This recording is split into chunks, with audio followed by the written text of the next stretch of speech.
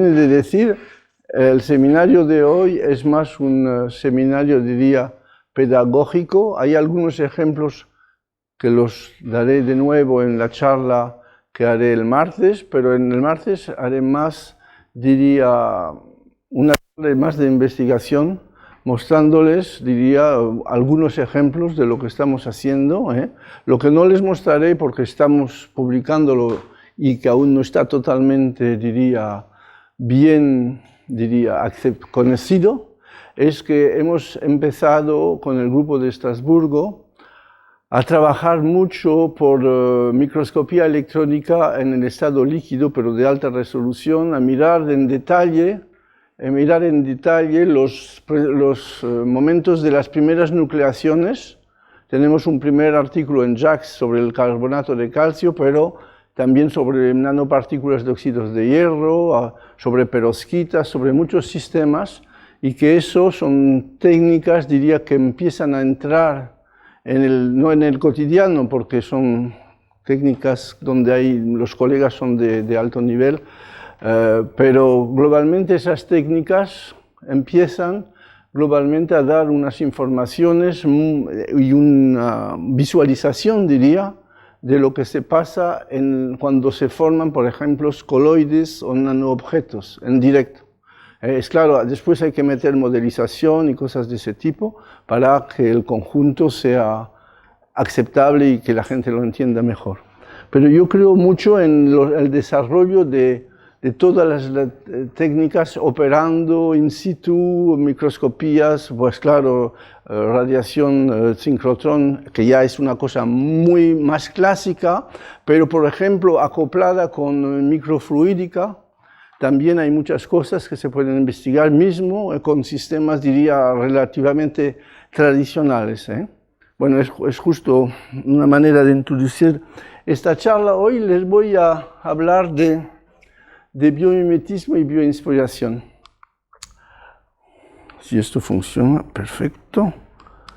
Bueno, claramente tenemos un poco de decalaje cuando miramos la experiencia que tiene la naturaleza, 3.8 millones de años de evolución, y la primera cualidad, pienso, de un científico es decir, sí, bueno, hacemos bioinspiración, pero diría de manera muy, muy sencilla, y hay que tener mucha humildad, diría, para interpretar los resultados, por lo menos. Si uno mira en Internet un poco todos los ejemplos donde uno ve que la gente utiliza finalmente de manera científica o de manera comercial, eso hay todo tipo de utilización, el biomimetismo, bueno, saben, encuentran ejemplos diría, la forma de tren ultra rápido, con el ejemplo del Martín Pescador, los colores fotónicos que no son colores de pigmentos, que vienen, por ejemplo, que dan el color en este tipo de mariposas. Por ejemplo, es muy importante de conocer estos colores físicos porque desde el punto de vista industrial, claramente, si uno se va a cosmética, poco a poco la cosmética está echando todo lo que es química orgánica, no lo quieren. Es decir, que tienen que ir a buscar colores de otro tipo porque las normas están cambiando. Es decir, que mismo eso que parece, diría, una cosa justo interesante y bonita, está utilizándose, diría, del punto de vista industrial. Igual para los coches, para los colores de coches. Hay normas que vienen que nos obligan de todas maneras a cambiar, diría, cosas que sabemos hacer ya muy bien desde el punto de vista de la química y de la física.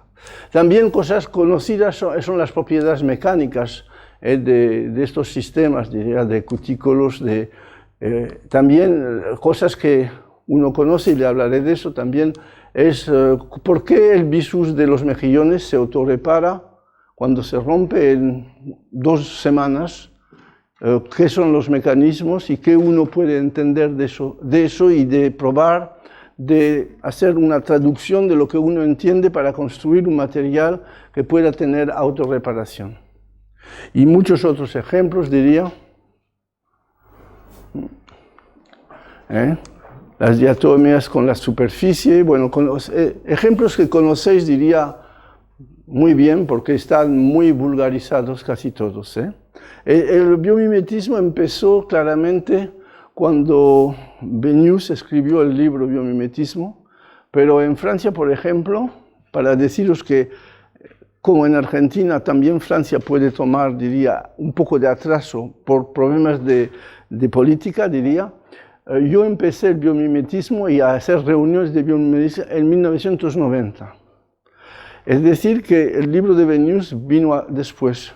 Les dimos los documentos y todo al CNRS y a toda la gente que podía, y se despertaron en 2010 o cosas así. Pero es para decir que eso existe en todos los sitios, diría. No hay, bueno, sigo. Entonces, un ejemplo que me gusta para la multidisciplinaridad es claramente la fotosíntesis. Diría con el CO2 y el agua sabemos todos que vamos a oxígeno y azúcar, y cuando uno mira en detalle lo que se sabe de los procesos, hay por lo menos 6 procesos energéticos en eso que están acoplados y donde hay claramente química, física y biología. No hay una que trabaja sin la otra, y eso quiere decir que lo que tenemos que mirar en la manera de pensar las cosas en día de hoy, tenemos que tener enfoques sistémicos y no por materia únicamente. Y esto pienso que lo realizáis aquí y se realiza ahora en todos los sitios donde hay un nivel de investigación internacional. Bueno, los que les voy a contar hoy, voy a tomar varios ejemplos.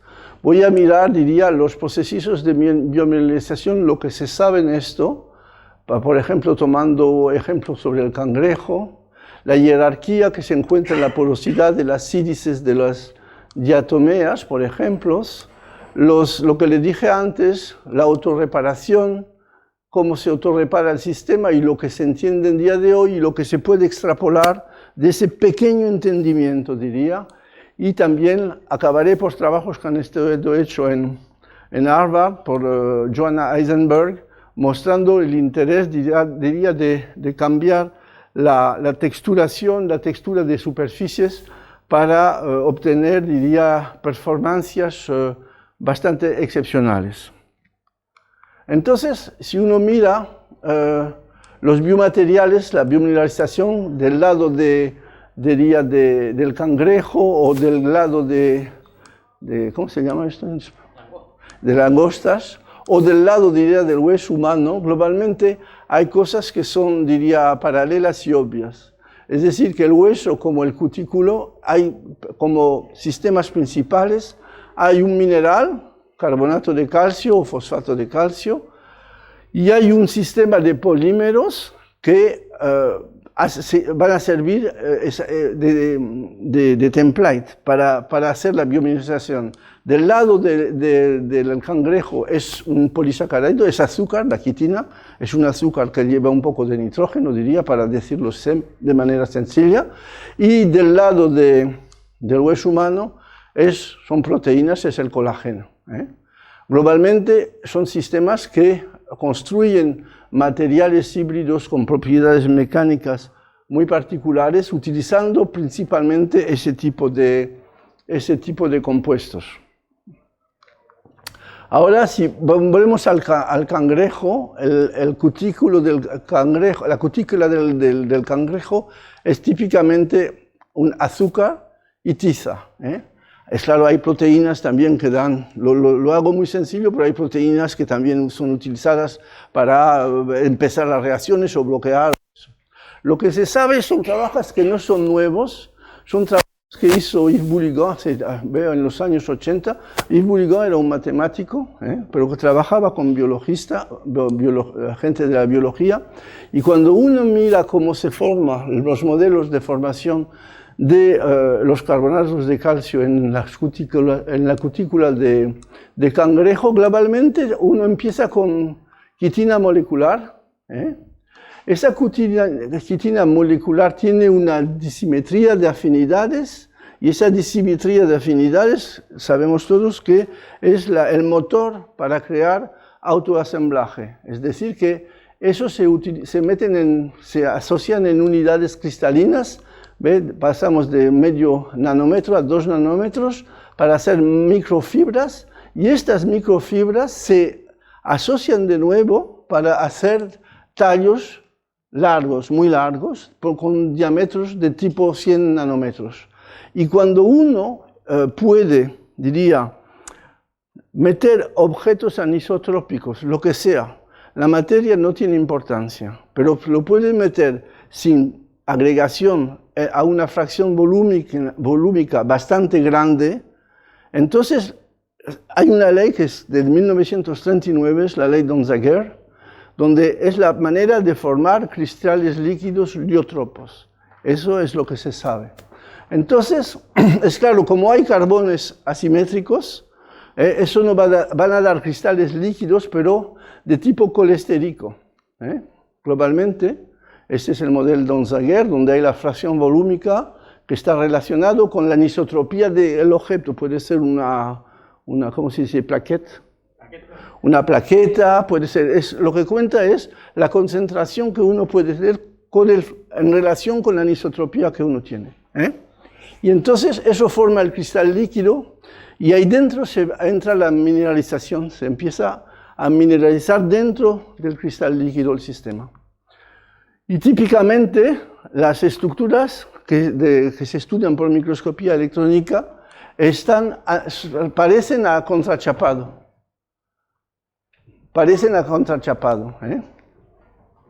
Y cuando uno toma esa cutícula y, por ejemplo, sacáis la parte mineral, en este ejemplo, metiendo un poco de ácido, el carbonato de calcio se puede salir, lo que uno puede tener es un control de una cierta porosidad, claramente.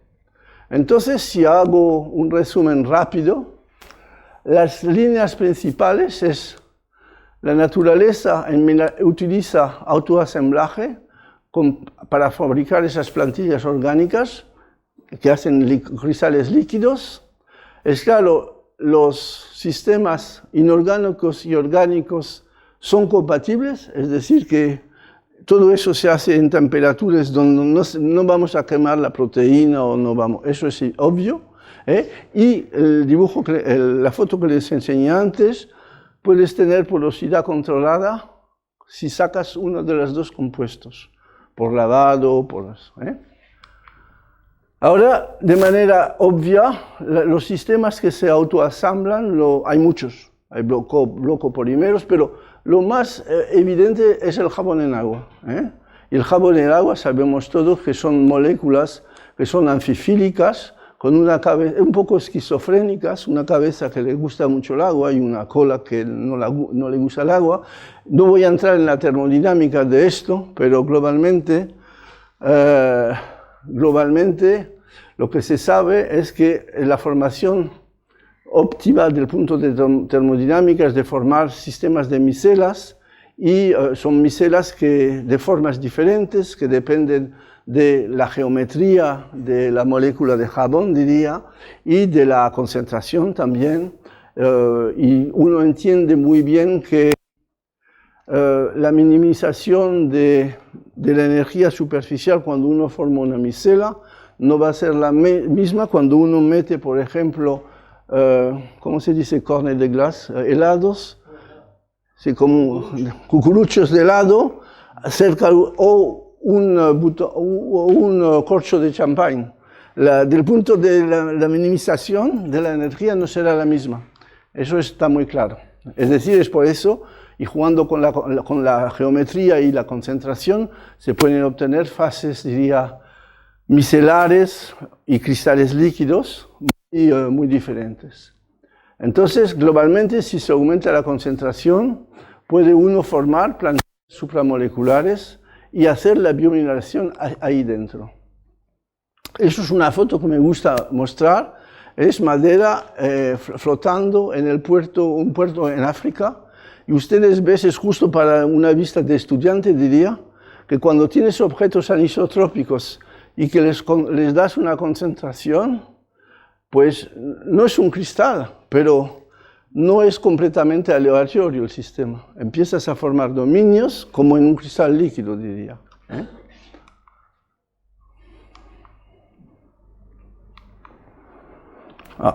Bueno.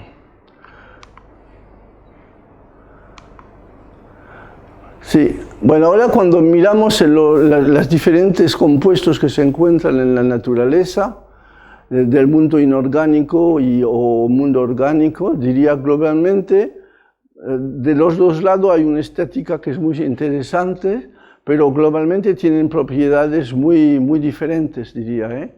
Y si uno mira únicamente la afinidad, el control de las afinidades y la estabilización, por ejemplo, térmica, ¿eh? Pero diría, la naturaleza lo que sabe hacer en los biominerales es finalmente sucede en el casamiento entre estos dos tipos de materiales, el mundo inorgánico y el mundo orgánico. Uno sabe que si uno quiere mezclar sistemas que son incompatibles, se dice incompatible, la única opción es empezar pequeño, bottom-up.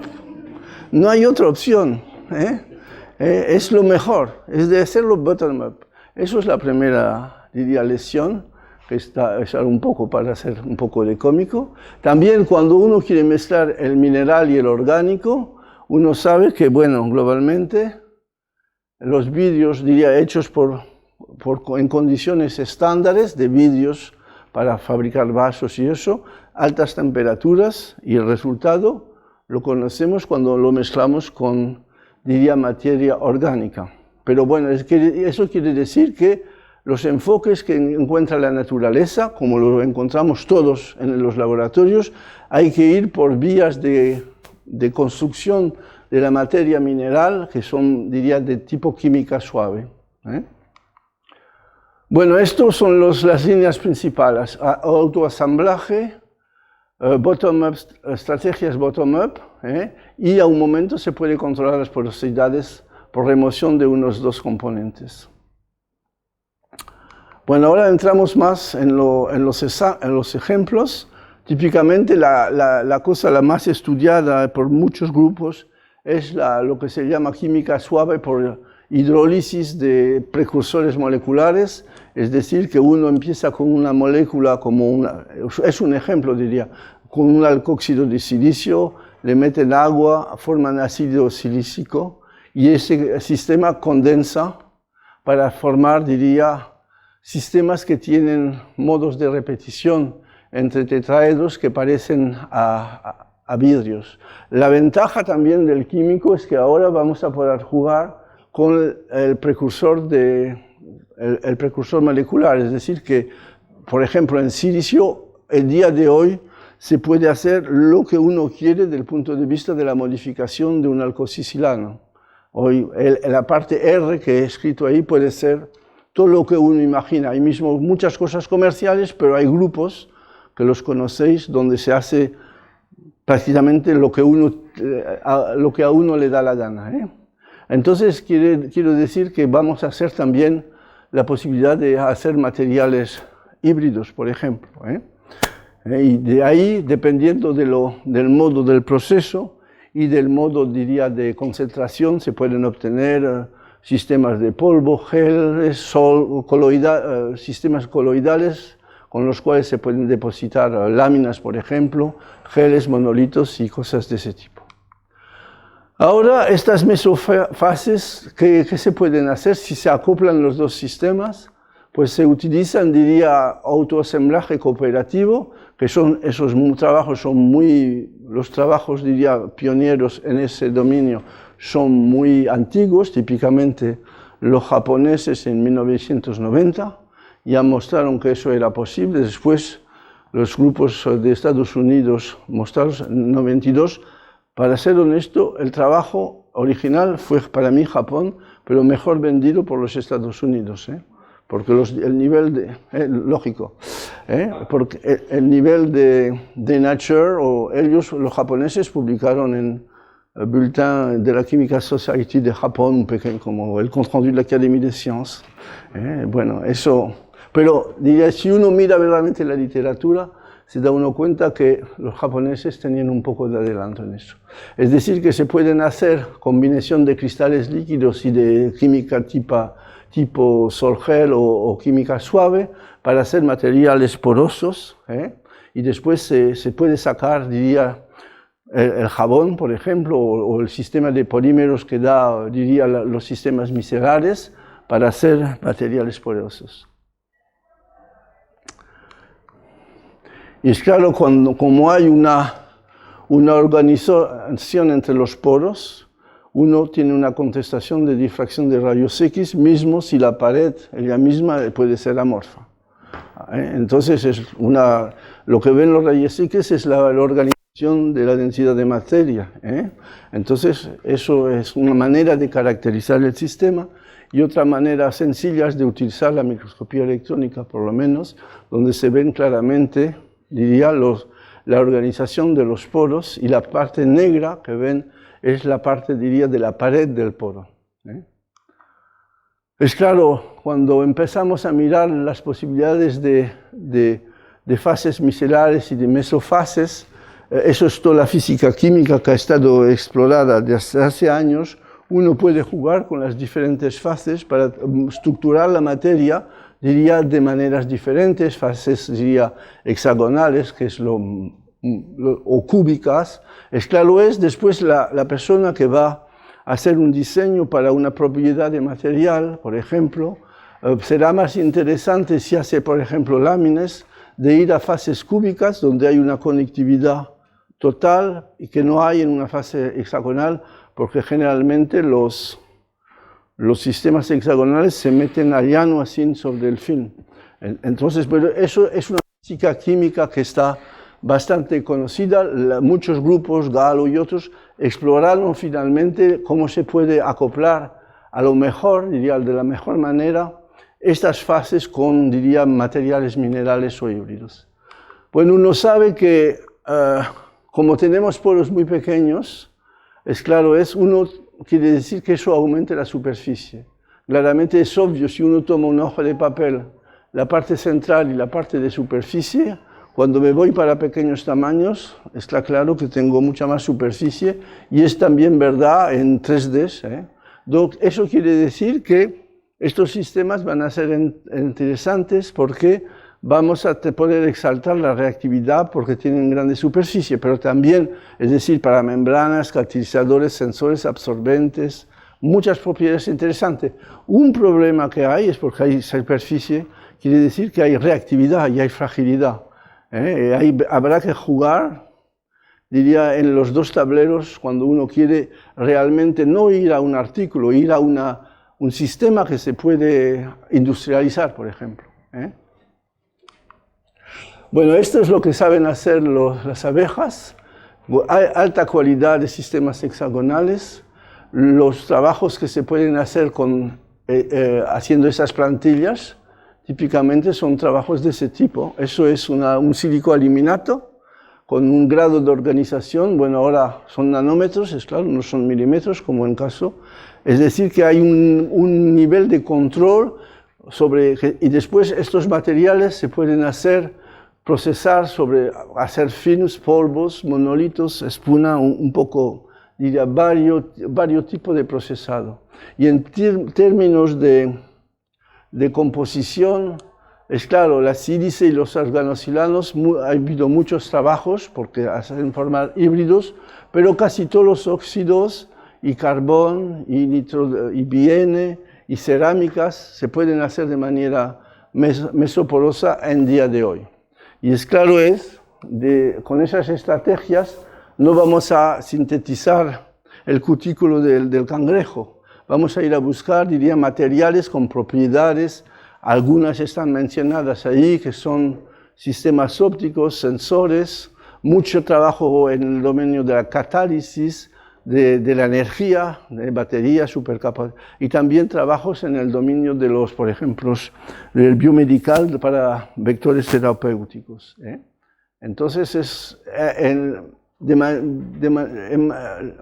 la más grande cantidad de trabajos dan vuelta alrededor de todos esos temas, y que no hay exhaustividad. Un ejemplo que hicimos hace años es utilizar un film de sílice, hacerlo híbrido y meterle en one pot, meter una función de una beta-acetona aromática así, que la contestación de fluorescencia está muy bajita. Lo ven aquí, pero en cuanto este sistema capta fluoro, BF, forma este complejo con una alta fluorescencia. Y es una manera de hacer un sensor para un producto que está utilizado en la microelectrónica y que tiene toxicidad, con una buena sensibilidad. Para ser muy honesto, el sistema que está ahí no funciona porque cuando uno hace esa complejación, formas ácido fluorhídrico y sabemos todos que la sílice pura no le gusta el ácido fluorhídrico. Pero la estrategia que se utiliza de manera aplicada es de hacer un compuesto, el mismo, pero sílico-circonia, y sabemos todo que cuando metes circonio, la estabilidad básica y en presencia de fluoruro aumenta mucho. Es justo para decir que son dibujos, pero todo no es sencillo. Ahora, mirando un poco estos magníficos sistemas que son estas algas del fitoplancton, muy bonitos, todo esto es silicia y materia biológica y orgánica con porosidades, diría, controladas. Para ser muy honesto, estamos muy lejos de poder realizar cosas de ese tipo. Lo que uno puede ver en estos sistemas es que cuando uno toma algunas diatomeas, hay jerarquía en la porosidad. Tengo ahí 20 micras de barra de dimensión. Cuando aumento la resolución a 1 micra, ven el tamaño de los agujeros. Sigo aumentando, ven que en los agujeros hay agujeros aún más pequeños. Y cuando uno mira el detalle de esto, se da cuenta que los muros están hechos también de pequeñas partículas de 10 nanómetros que están pegadas las unas a las otras. Típicamente me gusta mucho, desde el punto de vista escolar, mostrar este ejemplo porque muestra bien una construcción con jerarquía. Entonces, ¿qué se sabe de la jerarquía de las diatomeas? Ha habido muy bonitos trabajos hechos por colegas en Alemania que han estudiado de la manera, diría, la más directa, cómo funciona el sistema. Es claro, el precursor es ácido silícico en este caso, y lo que han publicado es que globalmente esas porosidades de diferente tamaño, la naturaleza utiliza templates, pero de diferentes tamaños, y combinando, diría, templates de diferentes tamaños, se puede ir a hacer una estructura, diría, con jerarquía. Globalmente son poliaminas, silafines, o complejantes de poliaminas con fosfatos, que dan, diría, ¿cómo se dice template en español? Moldes de tamaño diferente.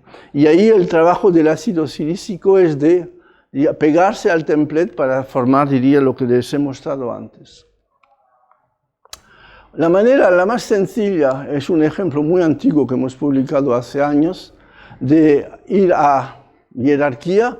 Si tomamos únicamente de manera muy simple la idea de varios templates, es de acoplar 2 templates. Estas bolitas son látex, por ejemplo, o lo que uno tiene, y le añadimos un tensioactivo, que en este caso es el CTAB, y se mineraliza el sistema. Si el trabajo está hecho en buenas condiciones, uno obtiene alrededor del primer template, que es el látex, la primera plantilla, diría, y la porosidad se mete alrededor, la porosidad más pequeña, mesoporosidad, que resulta del trabajo de la polimerización de la sílice, del precursor de sílice, y del trabajo de las plantillas hechas por el tensioactivo molecular. Y si uno saca, diría, el látex y la plantilla molecular, uno puede esperar tener una partícula con una piscina en el centro un poco grande, que eso se controla con el tamaño del látex, y una porosidad, diría típicamente alrededor de 2 nanómetros, de tamaño de poros alrededor. Eso es lo que se obtiene en muchos trabajos en día de hoy. Ven la buena calibración de las partículas. Eso es una partícula donde se ha vaciado la parte porosa, ven bien al centro, la porosidad, y alrededor, diría, toda la porosidad, la mesoporosidad del sistema que está completamente alrededor. Y lo interesante es que la porosidad está accesible y todos los poros van, diría, para el centro de la partícula. Este trabajo es un trabajo antiguo. Por ejemplo, se pueden utilizar estos sistemas como vectores para meter muchas cosas. Uno puede utilizarlos, por ejemplo, en agricultura, para hacer control release.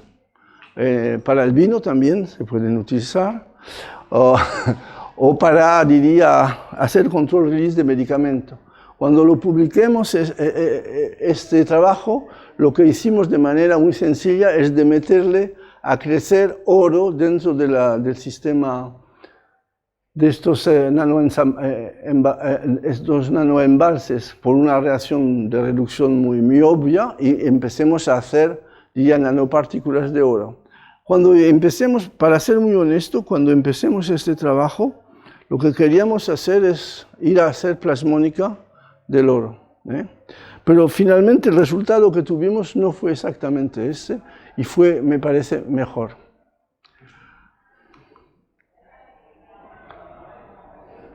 Globalmente hay una parte del oro que va dentro, que forma partículas plasmónicas, pero con una distribución de tamaño que no es extraordinario, pero casi todo el oro que se forma se queda pegadito dentro de los poros de pequeño tamaño. Y es decir, que hacemos partículas típicamente alrededor de 2 nanómetros, muy pequeñitas. Y en cantidad, cuando uno lo evalúa, se da uno cuenta que casi todo el oro está ahí dentro. Pero lo que es interesante es que cuando uno va a buscar, diría, bueno, eso es la foto, ven las partículas plasmónicas alrededor de 7 nanómetros, no muy bonitos, pero todos los puntitos negros que ven en la corona esa son nanopartículas de 2 nanómetros de oro.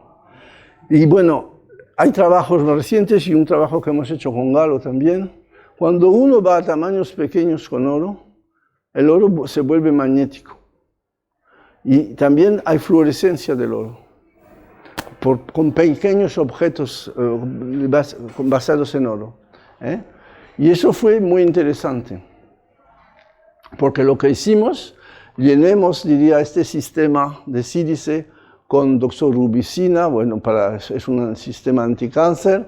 También se pueden meter en la periferia típicamente moléculas que puedan reconocer, decía, lo que está sobreexprimido en tumores, y adentro, diría, hay el oro plasmónico y hay también el oro, diría, de muy pequeño tamaño.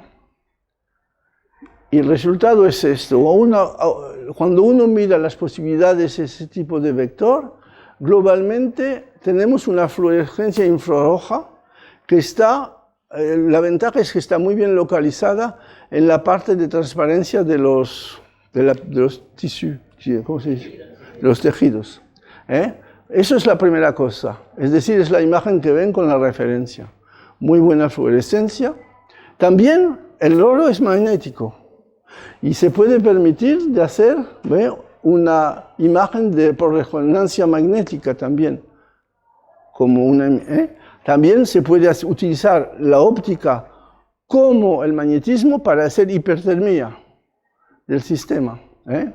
Y también lo que hemos publicado es que podemos hacer fotoacústica con este sistema y terapias y liberación de droga, porque tenemos una superficie, una porosidad bastante grande. Bueno, ahora voy a pasar a otro ejemplo, diría, que para mirar los materiales que saben autorremediar o autorrepararse. Bueno, cuando uno mira el problema de la duración de los materiales, es muy importante de poder reparar por, diría, varias razones económicas, de seguridad, de manera afectivos también.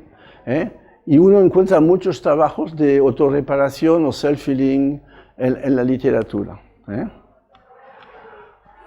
Pero es claro, uno ve que hay cosas que son mucho más difíciles de reparar, como esto, aquí a la derecha, pero en la naturaleza, que sea vidrio, plásticos, metales o cementos, la autorreparación existe, pero es mucho más difícil que en la naturaleza. Típicamente, la naturaleza sabe hacer sistemas de autorreparación y eso es una suerte para nosotros. Cuando uno mira el problema de una ruptura en un material, sabemos todos que es un fenómeno multiescala. ¿Por qué es un fenómeno multiescala? Porque globalmente cuando uno ve una ruptura con el ojo, típicamente lo ve al milímetro de manera obvia, pero esa ruptura, asociada a esa ruptura que uno ve, hay una grieta que se forma a la escala microscópica y también hay deslizamiento a la escala supramolecular y a la fin del todo hay un enlace químico que se rompe. Si uno quiere darse buena probabilidad para hacer autorreparación en materiales, sobre todo en compositos, hay que controlar, diría, por lo menos la escala supramolecular y el tipo de enlaces que se forman. Y hay un bonito ejemplo que nos sirvió un poco de inspiración, bueno, eso lo paso, es el ejemplo de los mejillones, cómo se repara finalmente la fibra del mejillón. Globalmente hay un trabajo que publicó Peter Fratzel de Alemania, del Max Planck de Gulm, donde estudió las propiedades mecánicas y las propiedades de ruptura de esos sistemas. Y el modelo que está propuesto es el modelo siguiente. Es decir, que hay un sistema elastomérico que típicamente es colágeno. Pero un sistema elastomérico blando, sabemos todos que eso no aguanta. Es decir, que hay que reticularlo y hay zonas de reticulación más duras, son las zonas naranjas que reticulan el polímero elastomérico. Y estas zonas están funcionalizadas, eso ya no funciona, bueno, da igual, están funcionalizadas con zonas muy ricas en histidina. Y son esas zonas que se llaman zonas de sacrificio. Porque estas zonas la histidina, sabemos todos que es un muy buen complejante de metales. Y es decir, que ahí hay un enlace, pero no es un enlace covalente, es un enlace que hace esto, es un intercambio. Es decir, que acoplar un elastómero con, diría, una parte que reticula y una parte donde hay una interfaz con un grado interesante de labilidad, es una opción para tener materiales que se autorreparan. Eso es la filosofía. Se debe soltar lastre para evitar la ruptura definitiva. Es también verdad para las parejas eso, me parece. Entonces, ahora un ejemplo, diría una molécula muy sencilla que nos sirvió de modelo. Es un trabajo que había hecho hace años con François Ribot. Es un sistema de estaño, que es un modelo muy fácil. Se hidroliza, diría, un alcoxído de estaño, por ejemplo, y se puede obtener un pequeño clúster de ese tipo. ¿Por qué es interesante? Simplemente porque está muy bien definido, se puede hacer la RMN y sabes lo que estás haciendo. Eso es la primera cosa. Pero sobre todo es un doble catión y tiene, en compensación de carga, 2 aniones. Es decir, que tiene una interfaz electrostática. Es decir, que esa interfaz tiene labilidad. Y si tiene labilidad, puede ser un objeto interesante para lo que queremos hacer. Después, generalmente los aniones que había no eran cloruros o hidroxilos, pero se pueden sustituir con una molécula, con un sulfonato, como lo ven, y una función acrilamido que se puede polimerizar. Es decir, que ahí tenemos la parte, como dicen los ingleses, el filler, la interfaz con la habilidad, y lo conectamos con un macromonómero de acrilato. Entonces, repetimos un poco las mismas cosas que lo que les dije en los trabajos con el bisus del mejillón. Esto es lo que se puede obtener, y el resultado final es este. Tienes, repito, zonas interfaciales, está muy sencillo. Se pueden hacer monolitos de ese material, se pueden cortar en 2 piezas, se pegan y diría en 2 a 3 semanas a 20 grados se obtienen casi las mismas propiedades mecánicas o en 12 horas a 90 grados.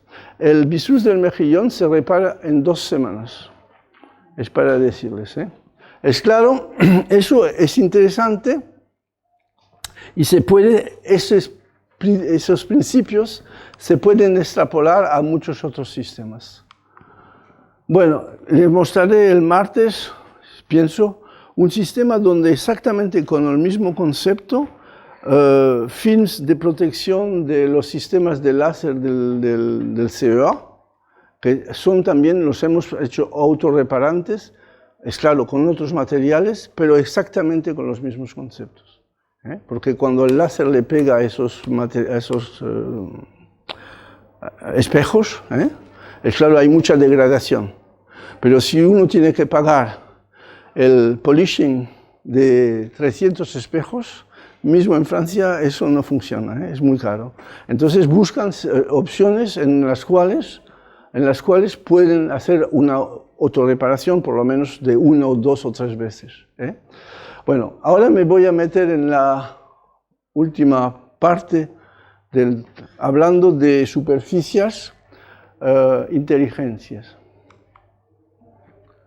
Globalmente, el ejemplo que habéis todo presentado a los estudiantes de manera obvia es el ejemplo de la alfombra de Fakir con la hoja de lotus, que es muy hidrofoba, o que presenta mucha hidrofobia. Eso es el ejemplo que uno presenta.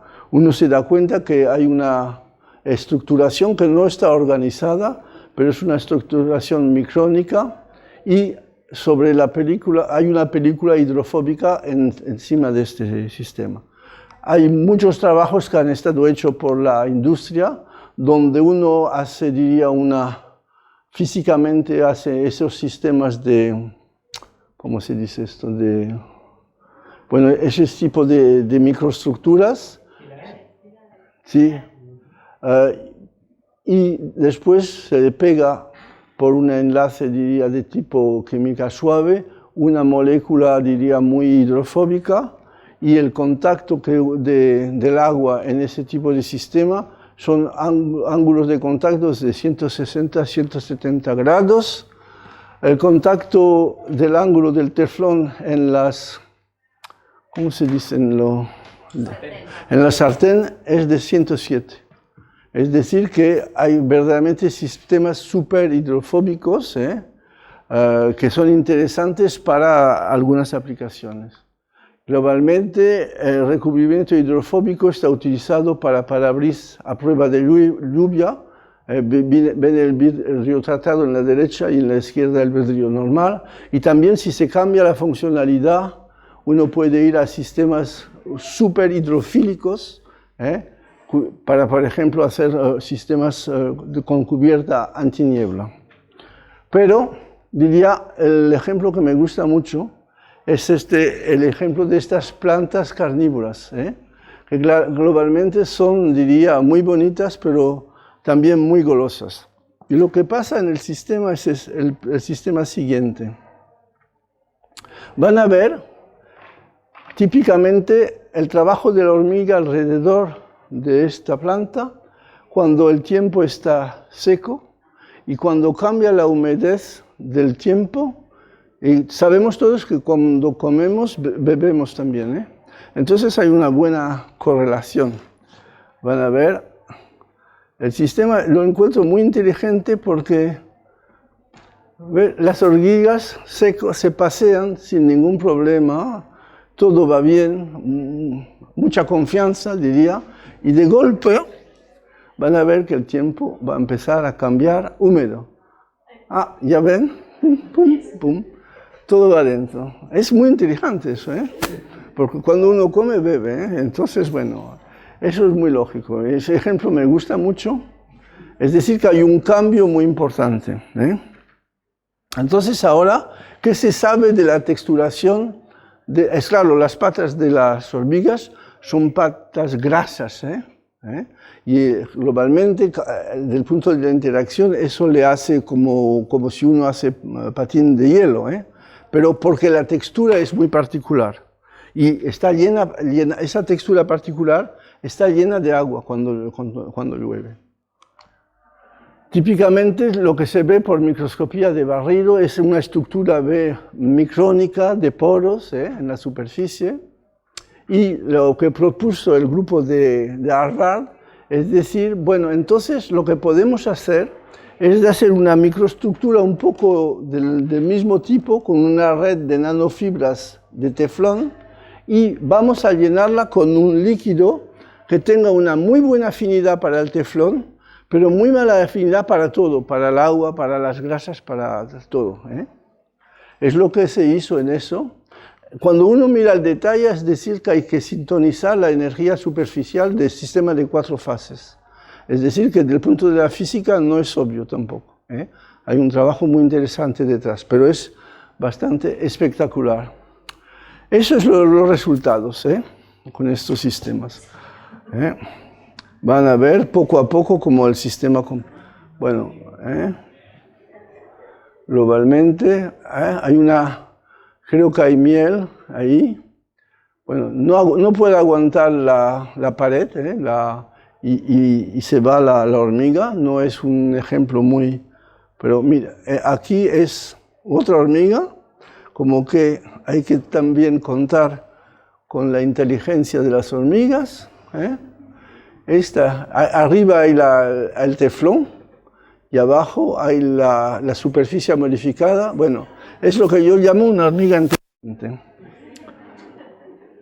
Aquí es sangre. La parte de arriba es la parte que está modificada con la textura que les he mostrado y llenada. Aquí tienen un teflón súper hidrofóbico en blanco, ¿eh? Y esto es sangre. ¿Y ven? No aguanta nada en la otra parte. Pero mismo en el teflón superhidrofóbico se para el sistema, ¿eh? Es decir, que hay una diferencia de comportamiento que es enorme. Ahora petróleo. La parte de arriba, con un sustrato debajo amarillo, es de nuevo la fase, diría, slippery surface. Tienes teflón superhidrofóbico en el medio y aluminio abajo que ha estado también tratado para ser hidrofóbico.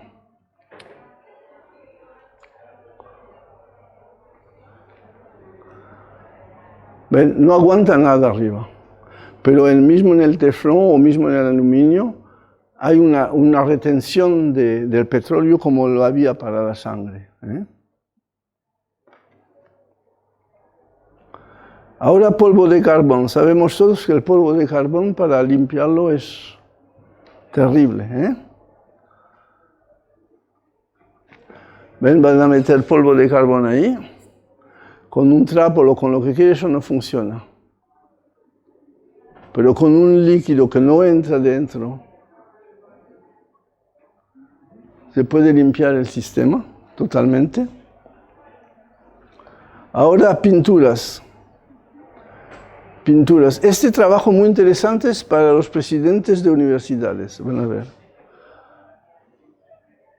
Y van a entender por qué.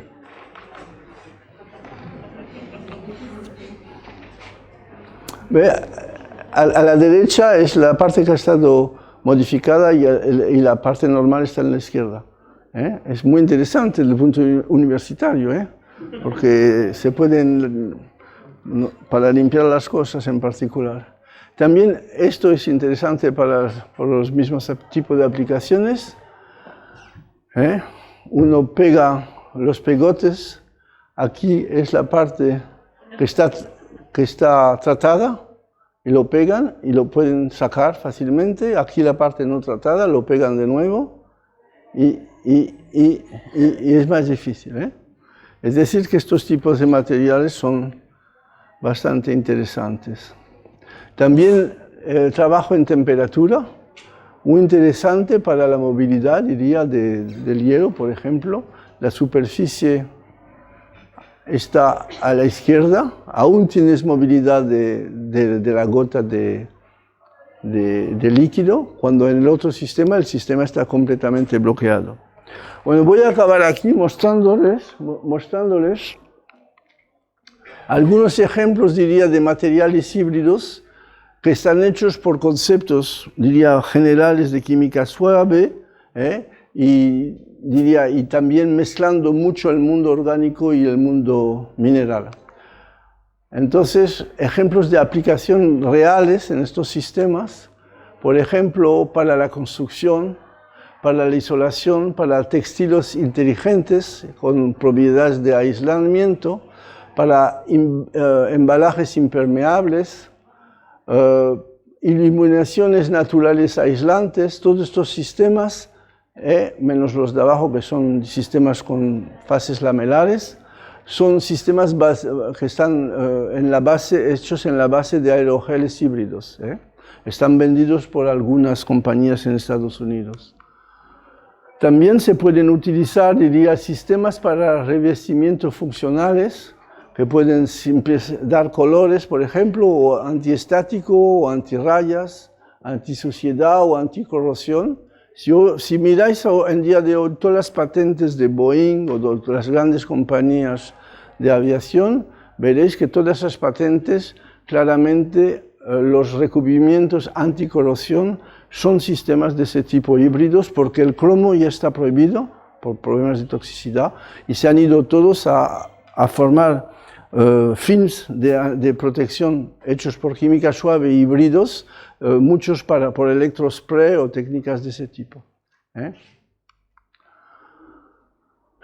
Microelectrónica, microóptica y fotónica, también muchas aplicaciones que han estado desarrollados, diría, los primeros que han trabajado en eso desarrollando para la industria son los Fraunhofer de Alemania, el Fraunhofer de Wolfsburg, que ha hecho muchos trabajos en esto, y también el CA en Francia. Otro tipo de aplicación en energía se encuentran más y más, diría, sistemas que son para las celdas fotovoltaicas, las pilas de combustible, baterías, sistemas híbridos hechos en condiciones, diría, muy cerca de lo que les he mostrado de manera muy sencilla. En medio ambiental también muchos catalizadores, membranas, absorbedores que están comerciales, están basados exactamente en, diría, estrategias de construcción que están cerca de lo que les he mostrado antes. Y en el medio, diría, de las aplicaciones medicales, por ejemplo, hay bastantes ejemplos, por ejemplo, estas prótesis auditivas, casi todas las que están vendidas en el mundo, hay un film antibacteriano que típicamente es un híbrido hecho por un sistema de química suave y pequeñas partículas de plata, no de plata, de silver, ¿cómo se dice? De plata. Bueno, y también todas las, diría, resinas dentales híbridas desde hace más de 15 años son sistemas híbridos porque el plomo y todos esos materiales han estado poco a poco eliminados y prohibidos. Y este último ejemplo es el techo del Teatro Nacional de Beijing, que está recubierto por un sistema hecho por spray de un fotocalizador de óxidos de titanio hecho por química suave. ven que grandes superficies también es posible de ir a hacer grandes superficies con este tipo de estrategias. Bueno, pienso que estoy a la fin de mi charla. Les quiero dar las gracias a muchos, diría, tesistas, postdoctorantes, muchos colegas en Francia y fuera de Francia, por todos los trabajos que hemos podido hacer juntos y colaboraciones y discusiones, y también la gente que a veces nos da un poco de dinero, pero no siempre, para hacer la investigación, y les doy a todos las gracias por la escucha.